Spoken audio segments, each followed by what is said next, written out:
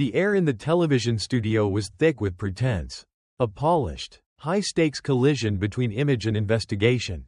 Gavin Newsom came to the debate ready to win the optics war. Dan Bongino came ready to close a case. For 2 weeks, Fox News had saturated the airwaves promoting The Great Reckoning, a debate meant to pit the progressive ideal of California against the conservative mandate for accountability. Newsom arrived with the confidence of an anointed heir, tall, impeccably dressed, every strand of hair a testament to the power of high-end styling products. He was the embodiment of the political elite, convinced that his personal charisma and rehearsed narrative could survive any challenge. He expected the usual gentle sparring, a chance to lecture the country on his state's revolutionary approach to social justice and climate change. His sights were firmly set on the White House.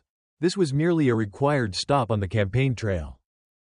Bongino, the newly installed FBI deputy director, carried the physical presence of his past careers, the coiled alertness of a Secret Service agent, the grounded pragmatism of an NYPD veteran. He wore his authority not in a fashionable suit, but in his intense focus and the visible bulk of the worn leather folder he clutched, a stark counterpoint to Newsom's sleekness.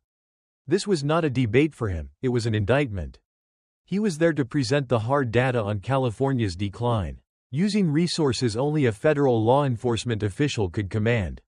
Moderator Brett Baer began the segment, a neutral observer hoping for a productive exchange. He introduced the governor, whose smooth, statistical opening statement painted a beautiful but imaginary portrait of the Golden State, global economic power, innovation hub, social justice leader. It was all flawless, all spin. Then, the stage lights seemed to dim, focusing the intensity onto Bongino. He began without the usual rhetorical dance, striking immediately at the core of Newsom's vanity and record. Governor Newsom, before we discuss your state's supposed global triumph, let me address the obvious, the presentation. Your meticulous appearance is clearly a priority.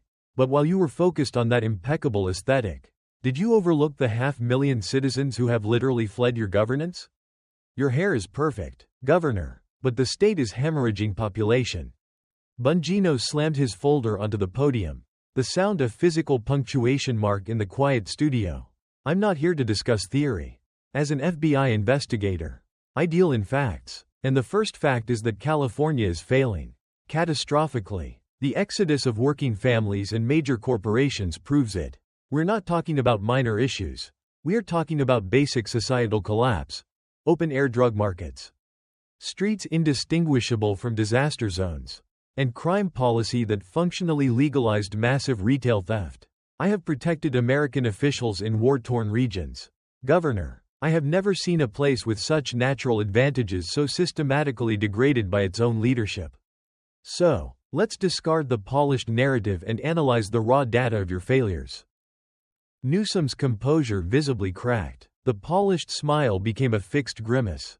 Bongino had bypassed the policy arguments and gone straight to the evidence of consequence. This was not a friendly cable news interview, this was a formal cross-examination. Bongino launched into the first subject, pulling out massive, oversized graphic displays. The evidence was presented with the precision of a prosecutor building a RICO case. The topic, the Great California Exodus. He projected a map of the United States. Arrows, thick, dramatic, undeniable red arrows, flew out of California toward Texas, Florida, Arizona, and other states that prioritized lower taxes and traditional governance. Your first, most damning piece of evidence, Governor, is the sheer volume of people who are running from your state. Not migrating, Governor, fleeing. We're talking about an evacuation unprecedented in U.S. history. Bongino displayed migration statistics from the FBI-partnered tracking centers. California has experienced a historic net migration loss of over 500,000 people in just 3 years. This isn't just data, it's a mass political and economic protest. These aren't just retirees. These are the essential gears of an economy. Middle-class families desperate for affordable housing, young professionals seeking opportunity, and business owners craving regulatory stability. The pattern was clear and devastating. High-tax California was pushing prosperity to low-tax states. Bongino continued his relentless opening assault by highlighting the industrial flight that mirrored the civilian exodus. He projected logos of some of the world's most recognizable corporations, each stamped with the word relocated. Tesla, Oracle, Hewlett-Packard, Charles Schwab. These are not small-time companies. These are economic behemoths that dictate global trends. They didn't move because the weather in Texas is better. They moved because your regulatory environment, your tax structure, and your operational costs made California an impossible place to conduct business. When the world's leading innovators abandon your state, it is an unequivocal signal of policy failure. He then introduced his favorite, most visceral metric, the U-Haul Index. Bongino displayed a simple table comparing one-way rental prices. The economics of escape, Governor, are the most honest reflection of public opinion. It costs approximately $2.400 to rent a U-Haul one-way from a major California city to Texas. The same truck, traveling the reverse route, costs maybe $800. That's a 3-to-1 ratio. The demand for vehicles fleeing California is so overwhelming that U-Haul cannot physically keep trucks in your state. People are paying a massive premium just for the privilege of leaving. That is not a successful economy, that is a crisis of confidence. Bongino transitioned from economics to the cost of living, the factor that drove the middle class out. He compared median home prices, over $800 in California versus an average of $350 in the destination states. You are taxing people into poverty and regulating them out of homeownership. California's top income tax rate, a staggering 13.3%, is the highest in the nation. The states they are fleeing to, Texas, Florida, Tennessee, all feature zero state income tax on wages. You are literally confiscating citizens' wealth only to deliver collapsing infrastructure, failing schools, and soaring crime. What exactly are Californians receiving for paying 3 times the price for less safety and reduced quality of life? The people have rendered their verdict, Governor, and they are voting with their feet, directly into the political territory of your opponents. Bongino gathered the migration data he had used. His voice shifted from professional intensity to a declarative statement of political judgment. As an investigator, I am trained to look past anecdotes and focus on overwhelming patterns. A mass exodus of this magnitude is the ultimate referendum on failed leadership. People don't uproot their families and businesses unless they perceive a genuine, profound danger, economic danger, safety danger, or quality of life danger. You can use all the polished rhetoric you want, but the Great California Exodus is a documented fact. It is your legacy, and it's a failure you are attempting to market as a national triumph. He looked directly into the primary camera, his gaze challenging the millions watching. Every American watching who has friends or family who have fled California understands the truth of this data. They didn't leave the beautiful coastline or the perfect climate. They left the governance. They left you. Round 1. The exodus is exposed. Bongino did not pause for Newsom to formulate a defense.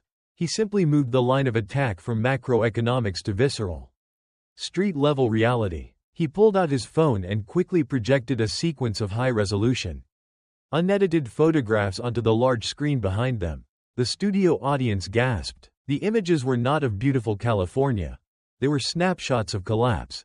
San Francisco sidewalks utterly choked by sprawling, filthy tent encampments, close-ups of used hypodermic needles scattered near public playgrounds, and undeniable evidence of human waste staining the steps of municipal buildings.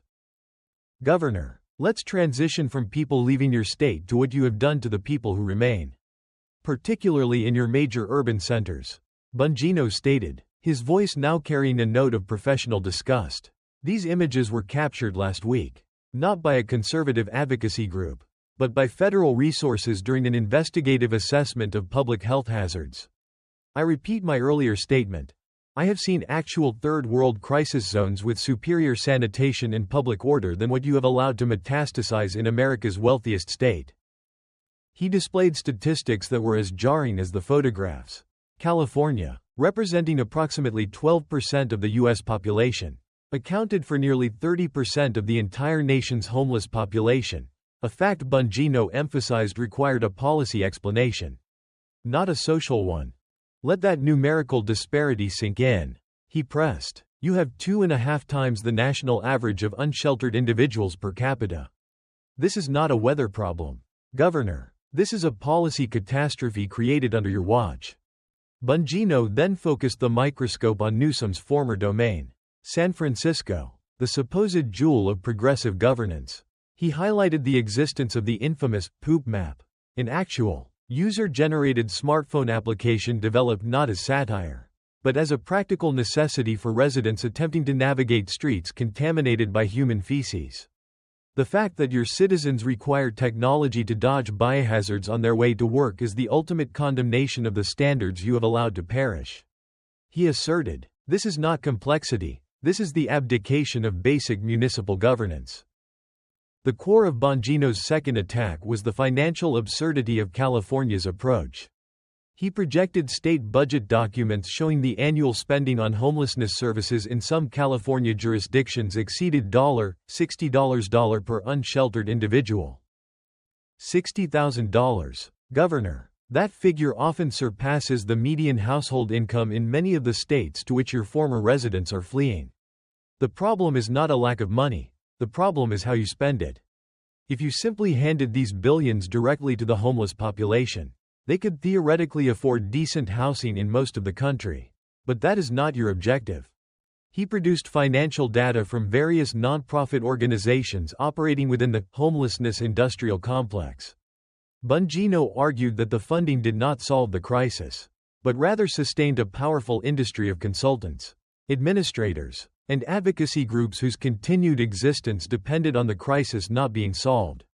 As an FBI deputy director, "I review financial systems," he explained, "when you see tens of billions of dollars expended over a decade, resulting in a dramatic increase in the very problem you claim to be solving. An investigator does not conclude, complex issue. An investigator concludes, systemic fraud and profound institutional failure. You are funding an industry, not solving a problem."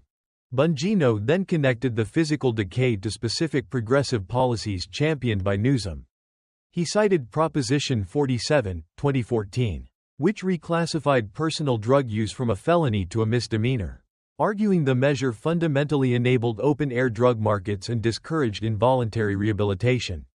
He then pointed to the widespread adoption of policies that prevented the enforcement of quality of life laws, effectively decriminalizing public camping and turning sidewalks into permanent tent cities.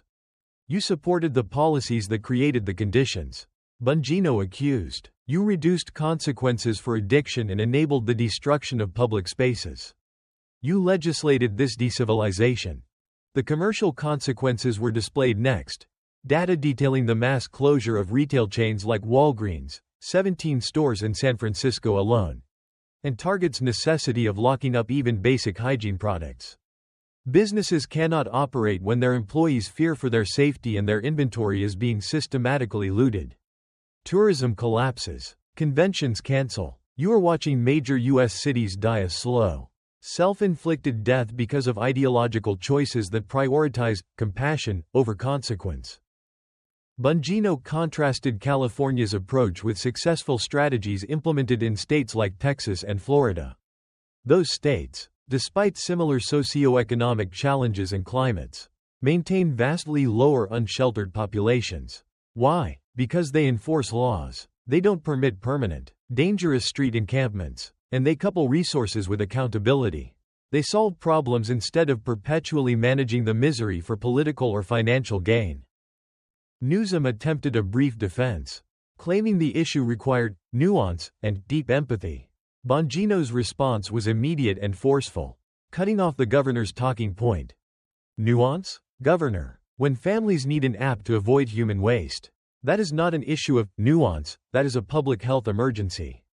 When you spend over $60 per person and the problem only intensifies, that is not empathy, that is institutionalized failure. You have presided over the creation of a humanitarian crisis that has turned the streets of your most beautiful cities into medieval conditions. This is the truth the cameras capture and the residents live every day." Round 2. The streets are indicted. The debate was no longer an exchange of views, it was a unilateral presentation of evidence. With Newsom trapped in the role of the defendant, Bongino immediately shifted to the core of his professional expertise: law enforcement, crime statistics, and the devastating consequences of progressive criminal justice reform. He displayed official FBI Uniform Crime Reports, UCR, and internal case file data on the screen. Governor, I spent my career protecting citizens, first on the streets of New York and then around the world. I understand cause and effect in criminality. What I am about to show you is not a random social trend, it is the predictable, documented result of policies you actively championed. Bongino began his third assault by focusing on the legislative cornerstone of California's crime crisis, Proposition 47, 2014. He projected the key legislative text: the reclassification of grand theft and shoplifting of property valued at less than $950 from a felony to a misdemeanor. The stated intention was noble: reducing prison overcrowding. The actual, demonstrable outcome was the functional legalization of organized, mass retail theft. Bongino stated, his voice ringing with authority. He showed a chilling surveillance video loop: groups of individuals, often 20 or more, storming high-end retail stores, filling garbage bags with merchandise, and casually walking out. Observe the precision, Governor. They know the dollar limit. They know that if they are apprehended, a rare occurrence given police resource cuts, the most they face is a misdemeanor citation. There is no consequence, and therefore, crime becomes a high-profit, zero-risk business model. These aren't people stealing a loaf of bread. These are professional criminal enterprises exploiting a loophole you created. He referenced the resulting mass business closures he touched on in the previous segment, emphasizing the systemic effect. When Walgreens shutters 17 stores, or Target places toothpaste and deodorant behind reinforced glass, it signals a complete collapse of civil order. You have made it impossible for legitimate commerce to function by sending an explicit message to criminals: California is open for business. Tax-free, up to $949. Bongino then moved to Proposition 57, 2016, an amendment ostensibly focused on rehabilitation and early release for nonviolent offenders. He displayed the statute's shocking definitions. The language of Proposition 57 is deceptive. It allowed for the early release of inmates convicted of offenses that the statute legally deemed nonviolent. The list of these nonviolent crimes included assault with a deadly weapon, battery with serious bodily injury, and even human trafficking involving a minor. I repeat, your state-defined assault with a deadly weapon is nonviolent for the purposes of early release. He presented a split screen: on one side, Newsom's past quotes praising Prop 57's compassionate intent, on the other, a graph showing the subsequent dramatic surge in recidivism rates and violent crime statistics in major urban centers post-2016. As a former law enforcement officer, I can trace the causality. Governor, you released individuals convicted of serious violence back onto the streets ahead of schedule. Predictably, violent crime increased. This is not a correlation. This is a policy-driven catastrophe. You are directly responsible for putting documented predators back into communities. The third pillar of the crime attack addressed the anti-police sentiment that swept the nation, which Bongino argued Newsom and his allies tacitly supported. He showed data from Los Angeles, San Francisco, and Oakland demonstrating significant, politically motivated cuts to police budgets in 2020 and 2021. Then came the "defund the police" movement, which you entertained and failed to strongly repudiate. Los Angeles cut $150 million from the LAPD. Officers left in droves due to decimated morale and lack of support. The result? Response times for emergency calls doubled. Carjackings in Oakland became an epidemic. Robberies and assaults soared. Bongino projected a final comparative chart. The chart starkly illustrated that while the national violent crime rate often saw modest fluctuations or declines in the post-Prop 47 era, California's rates consistently trended upward, making the state a demonstrable outlier. Texas and Florida, by contrast, which maintained stringent enforcement policies, showed overall decreases. The evidence is insurmountable, Bongino concluded. Gathering the crime documentation, you did the opposite of what is known to preserve public safety. You reduced the penalty for theft, released violent offenders, and defunded the police force charged with protecting citizens. You are not a victim of a crime wave, Governor, you are its architect. Your political ambitions required you to adopt radical, dangerous policies, and the citizens of California have paid the price in safety and property. Round 3. The crime indictment is complete. Bongino's expression hardened further, transitioning from the professional severity of the investigator to the moral outrage of the citizen. The next target was not policy but character. Specifically the elite hypocrisy that, Bongino argued, was the philosophical foundation of Newsom's governance. We have discussed the quantifiable destruction of your policies. Now, let's discuss the moral destruction of your leadership, Bongino declared, pulling out a set of large, high-quality, time-stamped photographs. The date was stark, November 6, 2020. The location, the French Laundry, one of the most exclusive and expensive restaurants in the world.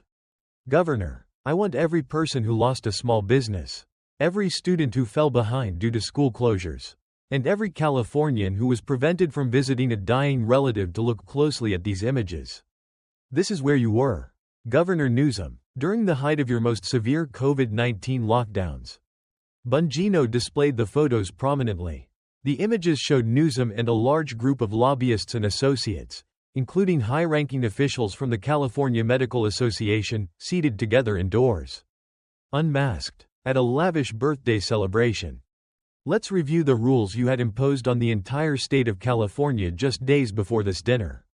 Bongino challenge. Enumerating the violations. Your rules mandated no indoor dining in most California counties, violation. Your rules severely restricted private gatherings to no more than 3 households, violation.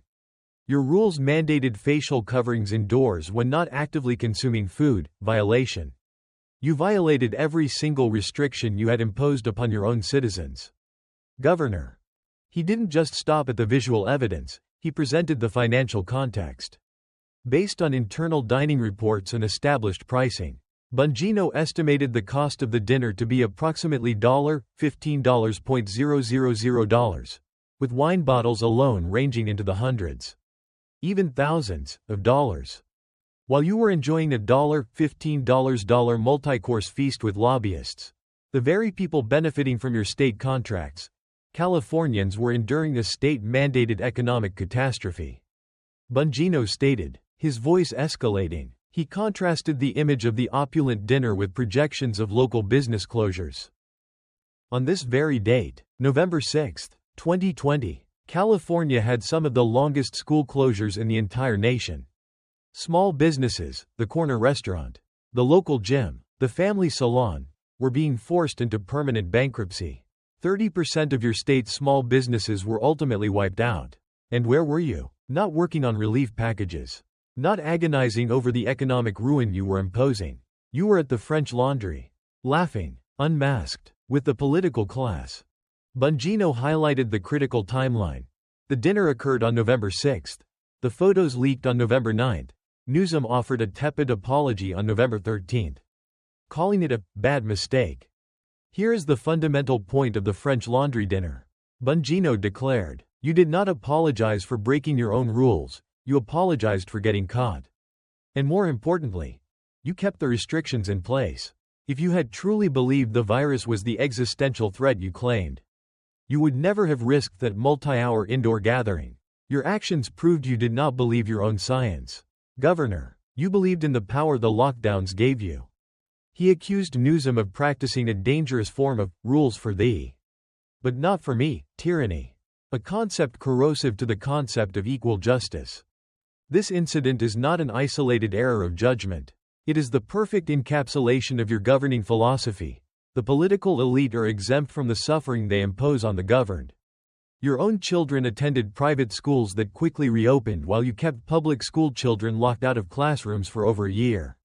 Your family winery received federal relief funds while thousands of actual small businesses died under your mandatory closures. The French Laundry dinner was simply the most public exposure of this profound, sickening elitism. Newsom tried to interrupt, repeating his well-worn talking point about accountability and admitting fault. Bongino cut through the defense with speed and venom. Your fault was only in the execution, Governor, not the principle. You destroyed the livelihoods, the mental health, and the education of millions of Californians based on rules you yourself disregarded. You traded the well-being of the working class for a privileged, expensive dinner with lobbyists. This is not a mistake, it is a crime against responsible governance. Round 4. The hypocrisy is proven. Bongino dramatically shifted his focus again, replacing the crime statistics with what looked like a massive, thick binder, an engineering and financial assessment, which he dropped onto the podium with a thud that echoed through the studio.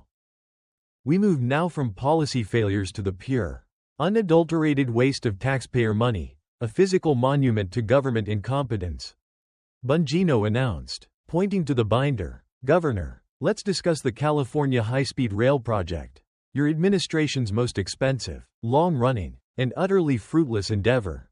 He projected the original ballot measure promise from 2008. The data was simple: San Francisco to Los Angeles, 2 hours and 40 minutes. With an initial cost estimate of $33 billion and a completion date of 2020. That was the promise made to California taxpayers 16 years ago. Bongino stated. Now, let's analyze the reality of your current record. Bongino displayed a second graphic. The figures were staggering. Current cost estimate: $128 billion, nearly 4 times the original estimate. Current completion date: indefinite, unknown, they won't even set a date. Miles of functioning high-speed rail: 0. After 16 years and $128 billion, money that could have been used to fix every crumbling road, build new water reservoirs, or fund thousands of schools, you have produced precisely 0 miles of operational, electrified high-speed rail. Bongino pressed, looking incredulous. You have achieved a financial impossibility, spending over $100 billion for absolutely no demonstrable benefit to the taxpayer. He focused on the absurdity of the limited construction that had occurred. Roughly 119 miles of basic, non-operational track laid in the relatively low population Central Valley. Your current achievable route is from Merced to Bakersfield, a journey nobody asked for, and one that existing, less expensive trains could already complete.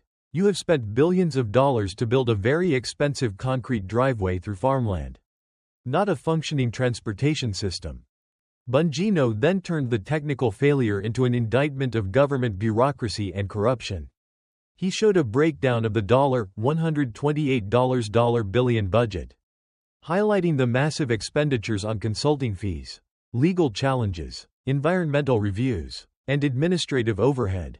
As an investigator who deals with financial malfeasance, I look at where the money actually went. Billions have been funneled into a massive, non-productive bureaucracy, an army of consultants, lobbyists, and environmental lawyers who get rich debating the project, not building it. The cost per mile is 10 times what countries like Spain or Japan spend on similar projects. Why? Inefficiency, regulatory capture, and a political structure that makes building anything in California an endless lawsuit. He pointed to the self-defeating nature of the state's environmental regulations. You, Governor, have cultivated a regulatory state so suffocating that your own political allies, the environmental advocacy groups, can endlessly halt construction with lawsuits over endangered species or water rights. You created a system that made this project fundamentally impossible to complete. Yet you continue to fund it. Bongino then pivoted to the ultimate policy criticism, the sunk cost fallacy. You know, and every engineer on this project knows, this train will never be completed. It is a financial and logistical impossibility. Yet, you refuse to cancel it. Why? Because admitting that the government spent $128 billion for 0 miles would be an admission of catastrophic failure. So, you continue to hemorrhage taxpayer funds every single year on a political lie.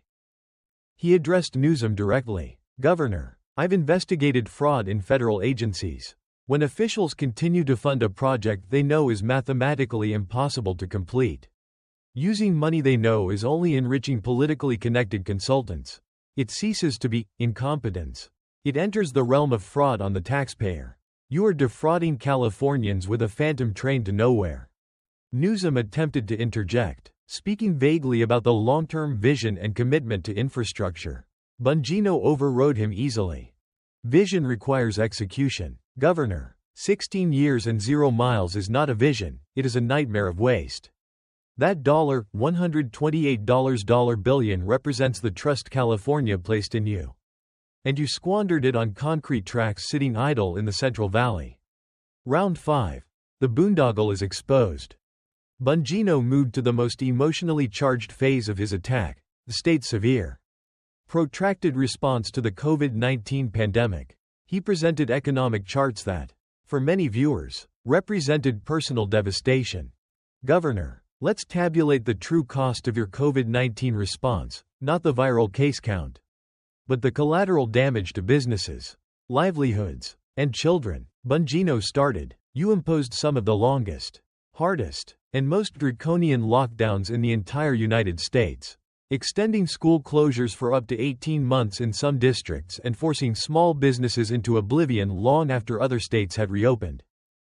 He reiterated the data on economic destruction, giving it emotional weight. 30% of California's small businesses, the backbone of your state's economy, the life savings of thousands of families, were permanently extinguished by your orders. That's not a slight economic dip. That's economic murder via bureaucratic decree.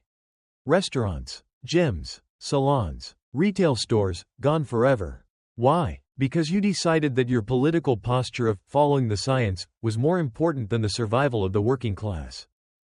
Bongino then introduced a critical comparative analysis. He compared California's outcomes with states that adopted vastly different, far less restrictive approaches, such as Florida and Texas. Here is the undeniable evidence of your failure. Governor, states like Florida reopened aggressively in May 2020. They prioritized children in schools and kept small businesses operational. When we examine the final, normalized, per capita mortality data, California's public health outcomes are virtually identical to those states. You locked down harder, longer, and with more severity than almost anyone else. And the eventual health outcome was the same.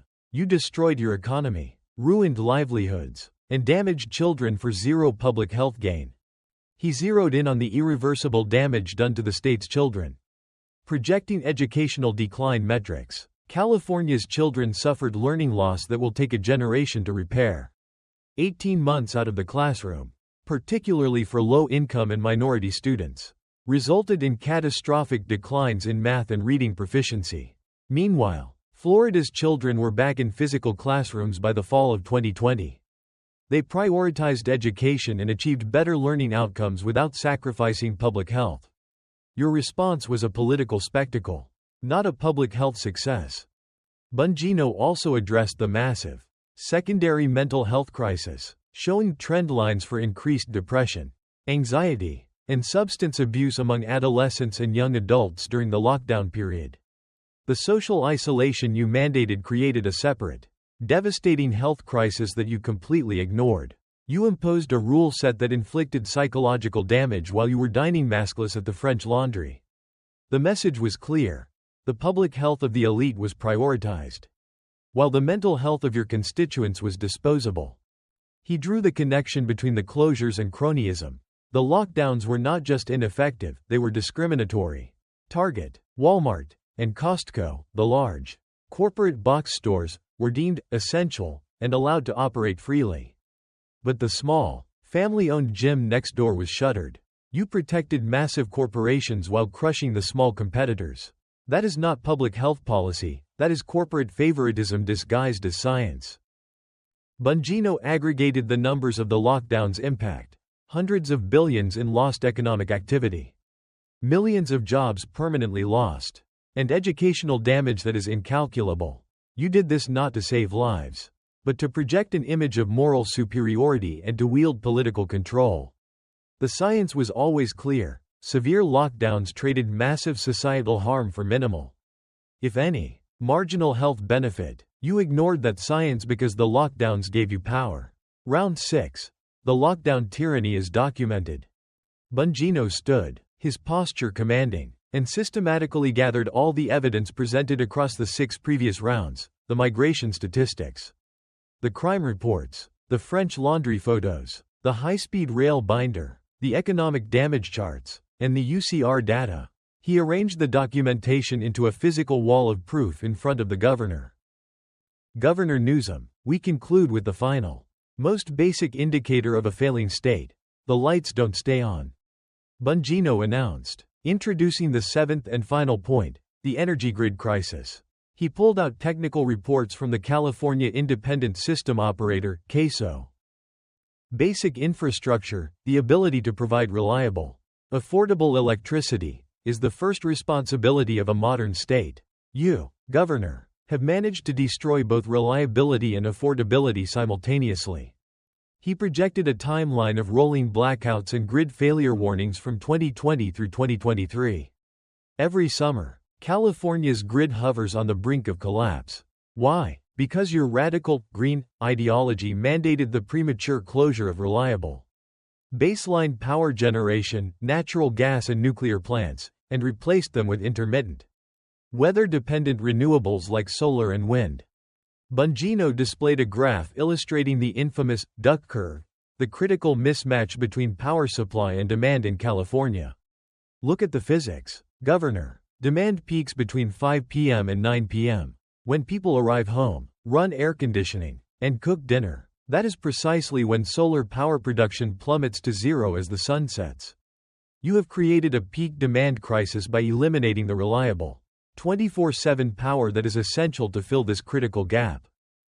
He then highlighted the absurdity of the state's mandates. Your solution to the failing grid? You issue public warnings telling citizens not to charge their electric vehicles or run their air conditioning during 100-degree heat waves. You are telling people to sweat in the dark because you cannot provide a basic service. Yet you simultaneously mandate that by 2035, all new cars sold in California must be electric. The math is not liberal or conservative. Governor, the math is physics, and your physics are failing. Bongino exposed the environmental hypocrisy. Furthermore, your green posturing is a lie. When your grid fails, California is forced to import massive amounts of power from neighboring states, power generated by the very coal and natural gas plants you refuse to permit in your own borders. You are simply outsourcing your emissions and claiming green virtue while paying some of the highest electricity prices in the nation for unreliable service. This is not environmental leadership, it is a costly shell game.